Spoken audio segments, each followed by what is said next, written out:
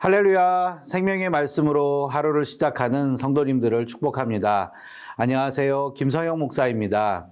오늘 우리가 함께 읽을 말씀은 누가복음 19장 말씀입니다. 누가복음 19장은 예수님께서 모든 공생의 사역을 마치시고 예루살렘으로 입성하기 전까지 예수님의 행적을 다루고 있습니다. 그러면 예수님의 어떤 말씀이 있는지 말씀을 함께 읽겠습니다. 말씀 만나. 제19장. 예수께서 여리고로 들어가 지나가시더라. 삭개오라 이름하는 자가 있으니 세리장이요 또한 부자라. 그가 예수께서 어떠한 사람인가 하여 보고자 하되 키가 작고 사람이 많아 할 수 없어 앞으로 달려가서 보기 위하여 돌무화과 나무에 올라가니 이는 예수께서 그리로 지나가시게 되밀어라. 예수께서 그곳에 이르사 쳐다보시고 이르시되 삭개오야, 속히 내려오라. 내가 오늘 네 집에 유하여야 하겠다. 급히 내려와 즐거워하며 영접하거늘 못사람이 보고 수군거려 이르되 저가 죄인의 집에 유하러 들어갔도다. 삭개오가 서서 주께 여짜오되 주여 보시옵소서. 내 소유의 절반을 가난한 자들에게 주겠사오며 만일 누구의 것을 속여 빼앗은 일이 있으면 네 갑절이나 갚겠나이다. 오늘 구원이 이 집에 이르렀으니 이 사람도 아브라함의 자손님이로다. 인자가 온 것은 잃어버린 자를 찾아 구원하려 함이니라. 그들이 이 말씀을 듣고 있을 때 비유를 더하여 말씀하시니 이는 자기가 예루살렘에 가까이 오셨고 그들은 하나님의 나라가 당장에 나타날 줄로 생각함이더라.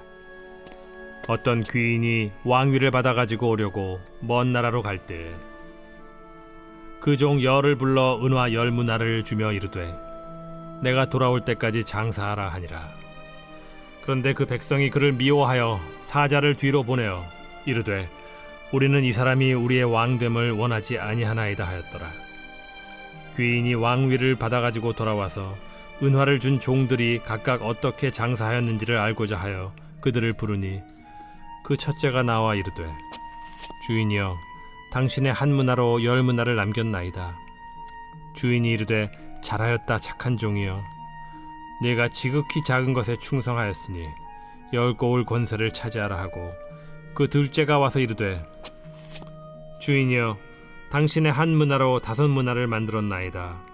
주인이 그에게도 이르되 너도 5고을을 차지하라 하고 또 한 사람이 와서 이르되 주인이여 보소서, 당신의 한 문화가 여기 있나이다. 내가 수건으로 싸두었었나이다. 이는 당신이 엄한 사람인 것을 내가 무서워함이라.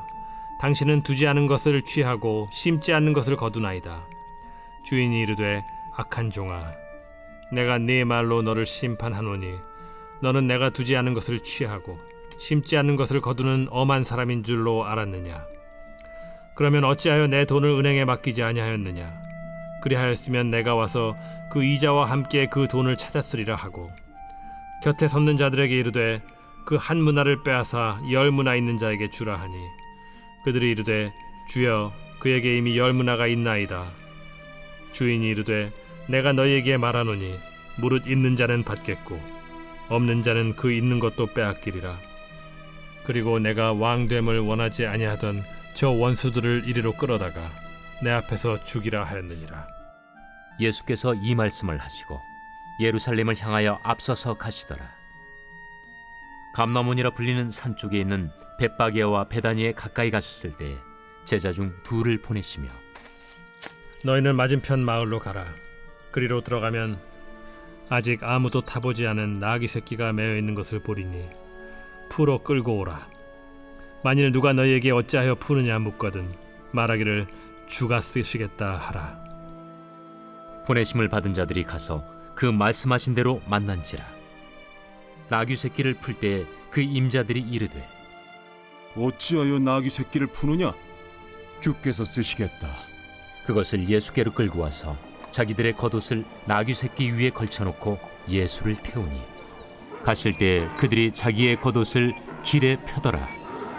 이미 감람산 내리막길에 가까이 오심에 제자의 온 무리가 자기들이 본 바 모든 능한 일로 인하여 기뻐하며 큰 소리로 하나님을 찬양하여 찬송하리로다. 주의 이름으로 오시는 왕이여. 하늘에는 평화요, 가장 높은 곳에는 영광이로다. 무리 중 어떤 바리새인들이 말하되 선생이여, 당신의 제자들을 책망하소서. 내가 너희에게 말하노니 만일 이 사람들이 침묵하면 돌들이 소리 지르리라. 가까이 오사 성을 보시고 우시며 이르시되 너도 오늘 평화에 관한 일을 알았더라면 좋을 뻔하였거니와 지금 내 눈에 숨겨졌도다. 날이 이를지라 내 원수들이 토둔을 쌓고 너를 둘러 사면으로 가두고 또 너와 및 그 가운데 있는 내 자식들을 땅에 메어치며 돌 하나도 돌 위에 남기지 아니하리니 이는 내가 보살핌 받는 날을 알지 못함을 인함이니라. 성전에 들어가사 장사하는 자들을 내쫓으시며 그들에게 이르시되 기록된 바 내 집은 기도하는 집이 되리라 하였거늘 너희는 강도의 소굴을 만들었도다. 예수께서 날마다 성전에서 가르치시니 대제사장들과 서기관들과 백성의 지도자들이 그를 죽이려고 꾀하되 백성이 다 그에게 귀를 기울여 들으므로 어찌할 방도를 찾지 못하였더라. 아멘. 말씀 잘 읽으셨나요? 누가복음 19장에는 우리가 잘 알고 있는 말씀인 예수님께서 삭개오를 만나신 내용과 마태복음 25장에 나오는 달란트 비유와 비슷한 내용인 은 열 문화에 대한 말씀과 예수님께서 구원 사역을 이루시기 위해 예루살렘 성에 입성하신 내용과 성전을 정결하게 하신 내용이 있습니다. 일반적으로 각각의 사건은 전부 다른 의미를 지닐 수 있으나 누가복음 19장을 전체적으로 보면 하나의 의미를 담고 있습니다. 바로 예수님을 어떤 분으로 알고 어떤 태도를 취하느냐에 따라서 우리의 인생이 달라진다는 것입니다. 앞으로 이것이 어떤 결과를 만들어내는지 눈여겨보시면서 말씀을 보겠습니다. 1절에서 10절까지 삭개오의 이야기는 비록 죄인이지만 예수님을 간절히 바라고 찾으려는 태도를 가지면 구원받을 수 있다는 말씀입니다. 또한 예수님을 믿어야 하는 것은 물론입니다. 10절에 보면은요, 인자가 온 것은 잃어버린 자를 찾아 구원하려 함이니라 하는 말씀처럼 예수님은 잃어버린 자를 찾으러 오셨기 때문에 우리가 예수님을 어떤 분으로 알고 또 예수님을 향한 우리의 어떤 태도가 있어야 구원받을 수 있는지 말씀하고 있습니다. 11절에서 27절까지는요, 은, 열 문화의 비유는 얼마의 문화를 남기는 것이 중요한 것이 아니라 22절에서 주인을 어떤 분으로 알고 어떤 태도를 취하느냐가 중요하다는 것을 말씀하고 있습니다. 특별히 27절 말씀과 같이 왕대심을 원하지 않는 자들은 심판을 받게 됨을 말씀하고 있습니다. 그리고 예루살렘 성에 입성하신 후 41절에서 42절에 보면 예수님께서 성을 보시며 우셨는데 그것은 그들이 예수님이 어떤 분이신지 제대로 보지 못했고 또 거부하는 태도를 지니고 있었기 때문에 예루살렘 성 사람들의 그런 태도에 하나님께서 43절에서부터 44절에 예루살렘 성에 내려질 심판으로 인해 예수님께서 그들의 심판을 슬퍼하시는 내용의 말씀입니다.